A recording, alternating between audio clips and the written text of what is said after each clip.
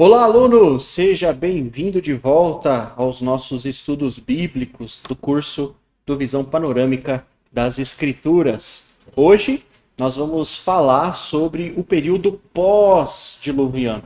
Então lembre-se que na aula passada nós começamos ali pelo período pré-diluviano e hoje vamos dar início ao pós. Eu convido você aí para o slide para a gente poder fazer aí uma revisão e poder refrescar sua mente, né? Para a gente poder dar continuidade à nossa história, tá bom? Vamos lá no slide e você vai ver comigo aqui os períodos bíblicos, só para a gente poder fazer essa revisão e poder te ajudar a situar na história. Então, na aula passada, nós falamos sobre o período pré-diluviano. Deixa eu ligar a caneta aqui. Período pré-diluviano. Tá bom? Então nós começamos na aula passada estudando Gênesis capítulo 1, onde apresentou para nós a criação. Então Deus criou todas as coisas, né? Então começamos a falar da criação. Então, onde Deus criou todas as coisas que existem, os céus, a terra, né? Os verdes, as florestas, os animais, e Deus também criou Adão e Eva. Lembra disso? Então nós vimos isso na aula passada. Então Deus criou Adão e Eva e os colocou no jardim do Éden. Então nós vimos isso na aula passada. E logo nos primeiros capítulos da Bíblia, Adão e Eva vão tomar uma decisão muito ruim. Então eles decidem desobedecer a Deus, né, comendo o fruto que Deus havia proibido que eles comessem. E naquele momento o pecado entra no mundo. Lembra disso? Então o pecado, ele é gravíssimo, porque o pecado nos separa de Deus. E naquele momento, quando eles desobedecem a Deus no Jardim do Éden, o pecado entra no mundo. E eles vão colher as consequências dessa escolha. Eles são expulsos do Jardim do Éden e, posteriormente, a história continua. Então, nós terminamos, na aula passada, vendo os desdobramentos dessa história. Então, quando eles são expulsos do Jardim do Éden, Adão e Eva, eles começam ali a se multiplicar e a ter filhos e filhas. E nós vimos que os primeiros filhos de Adão e Eva, Caim e Abel, já houve ali um conflito entre eles, onde Caim mata Abel. Então você consegue perceber como a partir desse momento o ser humano ele vai caindo, não é como se fosse descendo uma escada de degradação, de maldade e de pecado e vai se afastando cada vez mais de Deus. Então na história do capítulo 4 de Gênesis, Caim mata o seu próprio irmão. Então olha só que grave isso, né? Então o ódio contra o seu próprio irmão. Mas a história não para por aí, a história continua e no capítulo seguinte nós somos apresentados a um outro filho de Adão e Eva, que é Sete. E da descendência de Sete, a Bíblia diz que eles ficaram conhecidos como homens tementes a Deus, homens que buscavam a seguir, né, os mandamentos de Deus. Exemplos como Enoque e também Noé. Então, logo no capítulo 6, Noé, no capítulo 6 de Gênesis, Noé é apresentado para nós, e nós terminamos o período pré-diluviano contando um pouco a história de Noé. Então, Noé era um homem justo, e na geração de Noé, Deus olha para a geração de Noé e fica triste. Então, lembra do verso 5 do capítulo 6. O Senhor olha para a terra e ele fica triste porque ele vê que toda a inclinação do homem era sempre e somente para o mal. E Deus decide recomeçar a humanidade. Então Deus pede para que Noé construa uma grande arca, e Noé faz isso, ele obedece a Deus. Então Deus dá as instruções para Noé exatamente de como essa arca deveria ser construída. Então Noé faz essa arca e ele se salva junto com sua esposa, seus filhos e suas noras. Então cada filho de Noé levou uma esposa. E o período pré-diluviano termina aí. Então, eles saem da arca, né? Depois do dilúvio, eles saem da arca, e aí vem a ordem de Deus para que eles possam multiplicar a terra e encher a terra. Nós paramos aí na aula passada e hoje vamos falar desse período pós-diluviano. O que acontece depois que eles saem da arca? Tá bom? Então, vamos lá no slide. Olha só. Vamos falar um pouco sobre o período pós-diluviano. Então, olha lá, alguns anos construindo a arca, então alguns anos construindo a arca, 1 ano e 2 meses foi o tempo em que Noé e sua família ficaram na arca, na qual se tornou um segundo berço de toda a raça humana existente em nosso planeta. E tudo começou de novo com a mesma ordem dada no princípio, né? Qual foi a ordem que Deus deu para Adão e Eva no princípio? Sejam férteis e multipliquem-se. Então Deus deu essa mesma ordem para os descendentes de Noé. Saiam da arca, sejam férteis e multipliquem-se. E assim se deu. Então, e assim se deu o reinício da humanidade com as 3 famílias representadas pelos filhos de Noé, Sem, Cã e Jafé. Então eles saem da arca e eles começam a se multiplicar, tá bom? Uma outra coisa interessante que vai acontecer na história de Noé e fica interessante que você leia esses textos depois e que você possa fazer as suas anotações e ver as lições preciosas que esses textos trazem para a nossa vida, é o capítulo 9. Então leia depois o capítulo 9 de Gênesis, onde Deus vai fazer uma aliança com Noé. Então, o que é uma aliança? A gente, nas próximas aulas, vai falar um pouco mais sobre o significado de uma aliança, a importância de uma aliança e tudo que a gente pode aprender em relação a isso. Porque dentro de poucos capítulos na Bíblia, né, lá em Êxodo, a gente vai ver Deus fazendo uma grande aliança com a nação de Israel, e é uma aliança muito importante para a gente poder entender a Bíblia, tá bom? Mas nesse momento, Deus está fazendo uma aliança com Noé. O que é uma aliança? Aliança, olha lá comigo, é uma promessa, é um acordo entre duas partes. Aqui é uma aliança de Deus com Noé. E as condições dessa aliança são as seguintes. Primeira condição aqui, ó, no verso 11, a promessa de que nunca mais haveria um dilúvio, ou seja, Deus promete para Noé que ele não iria destruir o mundo novamente através de um dilúvio. A segunda condição dessa aliança, é a aprovação dos alimentos de origem animal. Então Deus permite, nesse momento, que eles possam comer, né, desfrutar dos alimentos de origem animal. E a terceira promessa, a terceira condição dessa aliança é a ordem para que eles pudessem se multiplicar e povoar a terra. Né? Então, essas são as condições e esse é o acordo que Deus faz com Noé, nessa aliança que Deus faz com ele, muito interessante. E qual era o sinal dessa aliança? Qual era o sinal desse acordo que Deus fez com Noé? Você pode ler o texto do capítulo 9 e vai estar lá escrito qual é o arco-íris. Então Deus coloca um arco no céu para que sempre que Noé olhasse esse arco, ele se lembrasse da aliança que Deus havia feito com ele. E isso é um ponto muito interessante.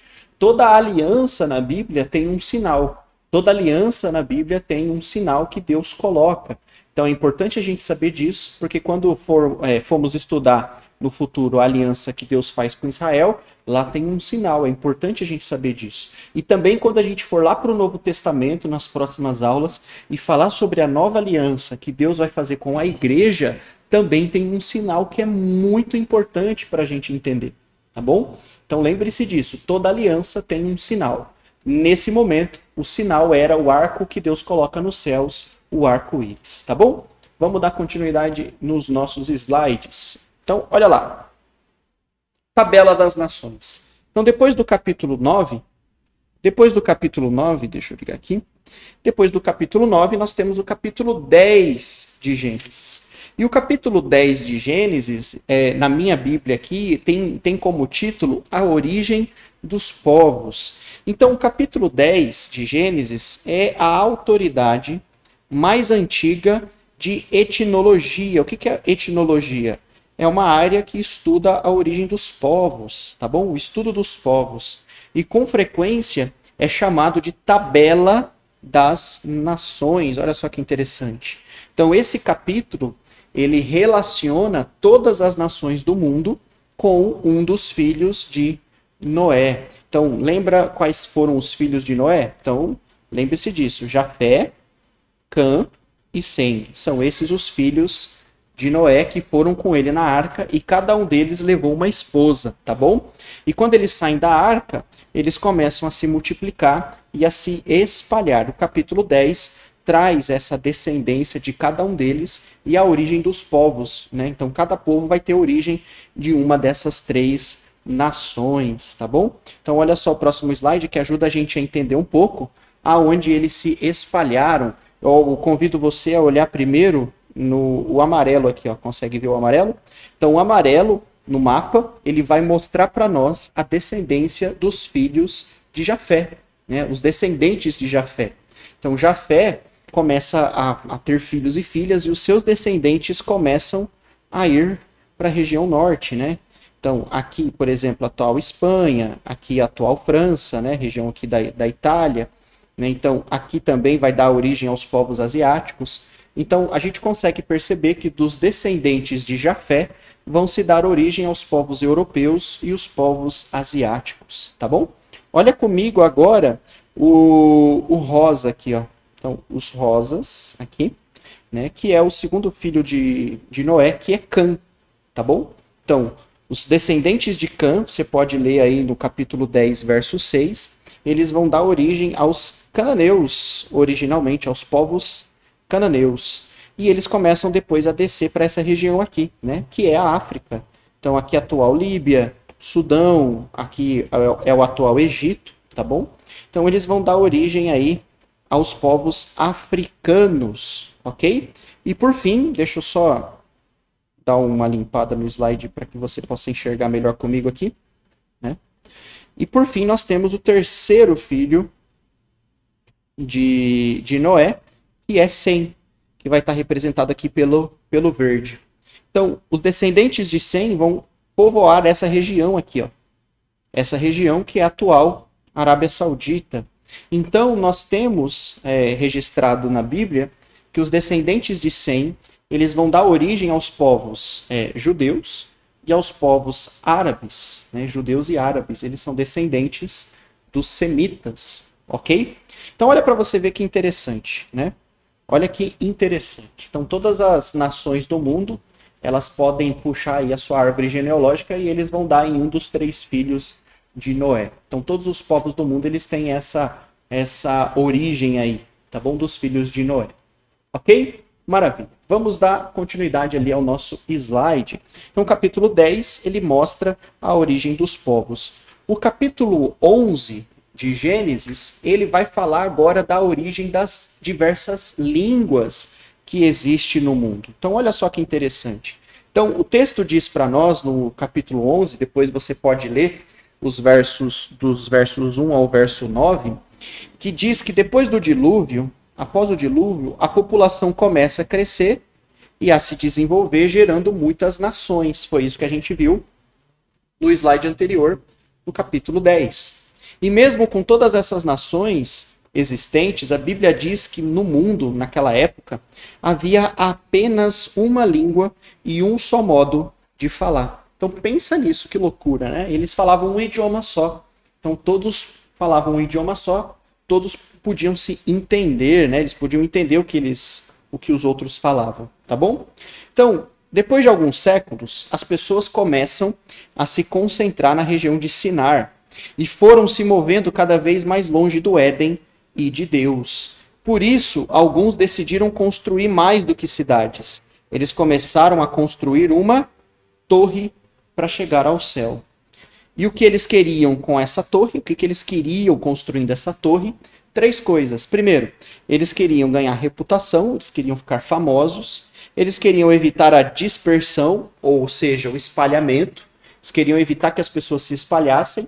Lembra que isso era contrário ao que Deus tinha pedido a eles. Deus tinha pedido para eles: sejam férteis, multipliquem-se e espalhem-se por toda a terra.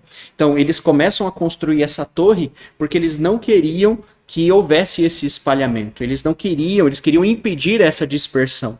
E por fim, a terceira razão pelo qual eles constroem essa torre, eles queriam chegar na presença de Deus. Você consegue notar que o pecado deles é o mesmo de Adão e Eva? Está aqui. O pecado deles é o mesmo de Adão e Eva. Qual é o pecado? Desobediência.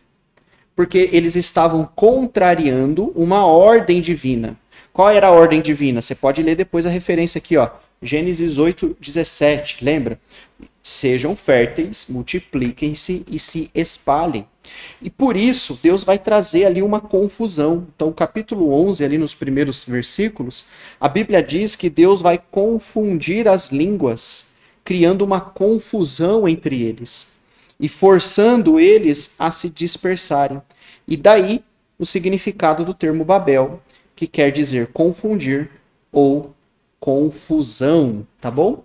Então, olha só que interessante. Eles, quando saem da arca, eles começam a se multiplicar, mas a primeiro momento eles não queriam se espalhar. Eles queriam ficar todos juntos e queriam construir essa torre alta. E estava fácil para eles. Eles estavam conseguindo realizar isso porque eles falavam o mesmo idioma. E aí o texto diz que Deus desce, né? Deus envia ali um mensageiro e confunde as línguas. Traz confusão para eles. Para que eles pudessem, então, confunde as línguas, eles começam a falar outros idiomas. Então, pensa, eles não conseguem mais entender o que o outro está falando, e isso vai impedir que eles continuem essa construção. E aí eles só têm uma opção, eles começam a se espalhar, que era o desejo de Deus, que era o mandamento que Deus tinha dado para eles. Sejam férteis e se espalhem. A partir daí, sim, eles começam a se espalhar. Tá bom? Maravilha. Pois bem, depois que termina essa história da Torre de Babel, que explica para nós essa variedade de línguas, de onde surge a variedade de idiomas que existe no mundo, o texto traz para nós, a partir do verso 10, a descendência de Sem. Né? Então, a Bíblia vai focar agora nos descendentes de Sem. Olha no slide comigo. Então, a descendência de Sem. Então, após o dilúvio, depois do dilúvio, e depois da confusão de línguas, que acontece aqui na história da Torre de Babel, o destaque bíblico agora é para a geração de Sem, que era um dos filhos de Noé. O texto de Gênesis, capítulo 11, do verso 10 ao 26, ele vai apresentar para nós a linhagem de Sem até a chegada do primeiro patriarca da nação de Israel, que é Abraão, tá bom? Abraão, do qual atende o chamado de Deus, então Deus o chama para sair da sua cidade, da sua região, Ur, a sua cidade natal, e ele vai para Canaã, tá bom?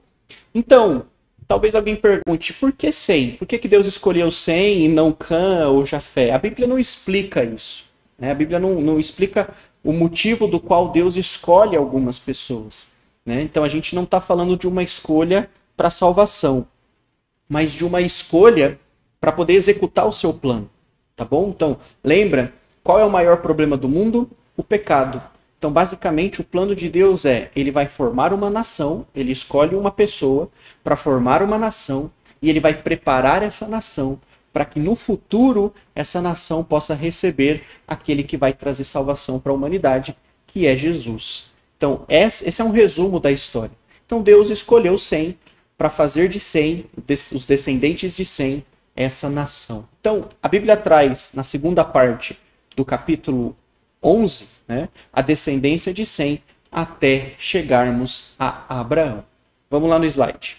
Então, dando continuidade, Abraão é apresentado para nós. Né? Então, Abraão é apresentado para nós.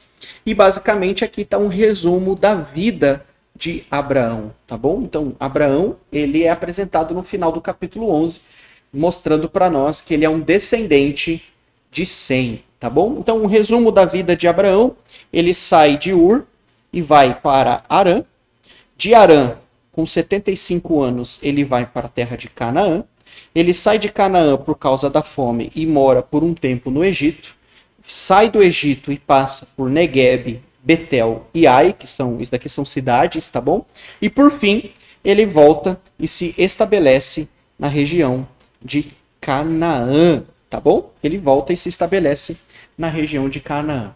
Então, nós terminamos aqui esse período que a gente chama de pós-diluviano, que mostra para nós, né, um pouco dos filhos de Noé depois que saem da arca, e aí o desenrolar da história quando eles começam a se multiplicar e a povoar toda a terra.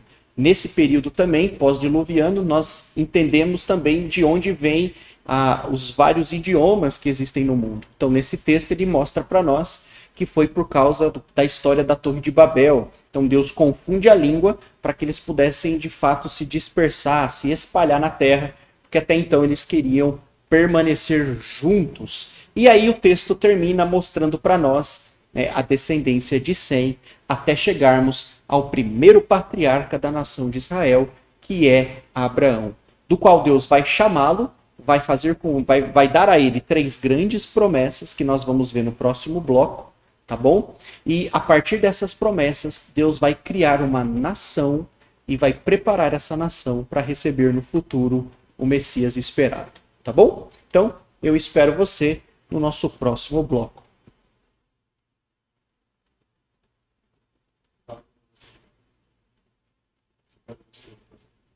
Então, eu espero você no nosso próximo bloco.